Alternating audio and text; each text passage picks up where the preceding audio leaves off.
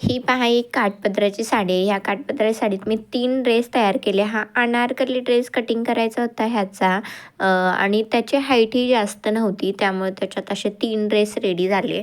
मी पदराकडचा part ह्याचा cut करून घेतला आणि पदराकडच्या पार्टमध्ये हे जे फ्लावर दिसतात त्याचे मी फ्रंट पार्ट कट करून घेतला, म्हणजे अपर पार्टला फ्रंट पार्ट कटिंग करून घेतला आणि जो आपला नेसूकडचा पार्ट असतो त्याचा बॅक पार्ट कटिंग करून घेतला आहे. तोच ठेवून असा कटिंग करून घेतल्यामुळे पटपट कटिंग झालं. आता ह्याचा बॅक पार्ट कटिंग करून घेतला. उरलेला कपडा तसाच ठेवला आहे आणि जो प्लेन कपडा दिसतोय तो कटिंग करून घेतला. ह्याचा प्लेन कपडा कटिंग करून घेतल्यानंतर जो उरलेली साडी आहे त्या साडीचे आपण फोल्ड करायचे. मी इथे 12 कळ्यांचा करते आहे, तर मी 12 अशा कळ्या फोल्ड करून घेतला. म्हणजे आपण 4 फोल्ड करून घेतल्यानंतर साडी त्याची 3 फोल्ड करायचे छोटे छोटे आणि जो आपला कमरेकरचा पार्ट आपण अपर पार्टला घेतला आहे ना, त्याचे 12 पार्ट करायचे.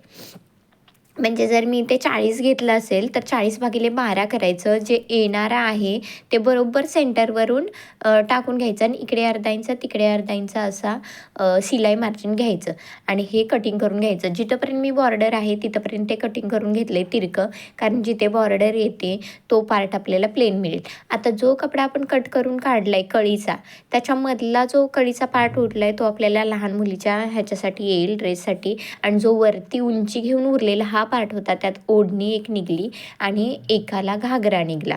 अशा प्रकारे मी 3 ड्रेस रेडी केले. आता मी इथे स्लीव कटिंग करून घेते आणि ह्या एकाच व्हिडिओमध्ये मी तिन्ही ड्रेस कसे कट केले ते दाखवलेलं आहे, जेणेकरून तुम्हाला आयडिया येईल की एका साडीत मदर डॉटर कॉम्बो कसा रेडी होतो. आता इथं मी कळ्या कटिंग करून घेतल्या होत्या त्यामुळे 3 ड्रेस झाले. नसत्या कळ्या कटिंग करून घेतल्या, प्लेट टाकल्या असत्या तर 2च ड्रेस झाले असते. हा एका म्हणजे मोठा मम्मीचा ड्रेस रेडी झाला.